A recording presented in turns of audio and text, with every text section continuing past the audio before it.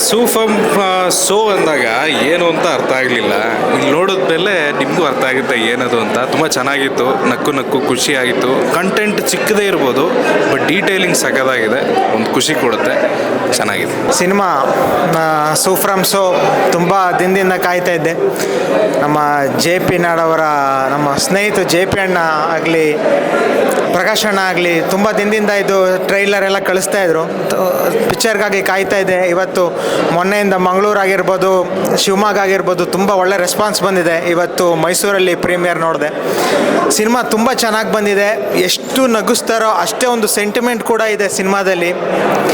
ಒಂದು ಸಸ್ಪೆನ್ಸ್ ಆಗಿರ್ಬೋದು, ಹಿಂದ್ಗಡೆ ಬಿ ಜಿ ಎಮ್ ವರ್ಕ್ ಆಗಿರ್ಬೋದು, ಒಂದು ಕ್ಯಾಮ್ರಾ ವರ್ಕ್ ಆಗಿರ್ಬೋದು, ಮತ್ತು ಜೆ ಪಿ ಅಣ್ಣ ಆ್ಯಕ್ಟಿಂಗ್ ಪ್ಲಸ್ ನಿರ್ದೇಶನ ಅದ್ಭುತವಾಗಿ ಬಂದಿದೆ.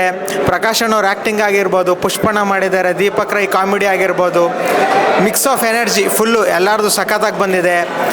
ಫಸ್ಟ್ ಹಾಫ್ ಎಷ್ಟು ನಗ್ತೀವೋ ಸೆಕೆಂಡ್ ಹಾಫಲ್ಲಿ ಅಷ್ಟೇ ಥಿಯೇಟ್ರೆಲ್ಲ ಫುಲ್ ಸೈಲೆನ್ಸ್ ಆಗಿರುತ್ತೆ. ಎಮೋಷ್ನಲ್ ಎಲ್ಲ ಸಖತ್ತಾಗಿ ಬಂದಿದೆ. ಒಂದು ಫುಲ್ ಎಂಟರ್ಟೈನ್ಮೆಂಟ್ ಪ್ಯಾಕೇಜ್ ಸಿನಿಮಾ. ಇದೇ ತಿಂಗಳು ಜುಲೈ ನಾಡಿದ್ದು 25ನೇ ತಾರೀಕು ಕರ್ನಾಟಕ ರಾಜ್ಯಾದ್ಯಂತ ಸಿನಿಮಾ ಬಿಡುಗಡೆ ಆಗ್ತಾ ಇದೆ. ಎಲ್ಲ ಕರ್ನಾಟಕ ಜನತೆ ಸೂಫ್ರಮ್ ಸೋ ಸಿನಿಮಾನ ಥಿಯೇಟ್ರಲ್ಲೇ ಬಂದು ವೀಕ್ಷಿಸಿ ಅಂತ ಕೇಳ್ಕೊಳ್ತಾ ಇದ್ದೇನೆ. ಆಲ್ ದ ಬೆಸ್ಟ್ ಸೂಫ್ರಮ್ ಸೋ.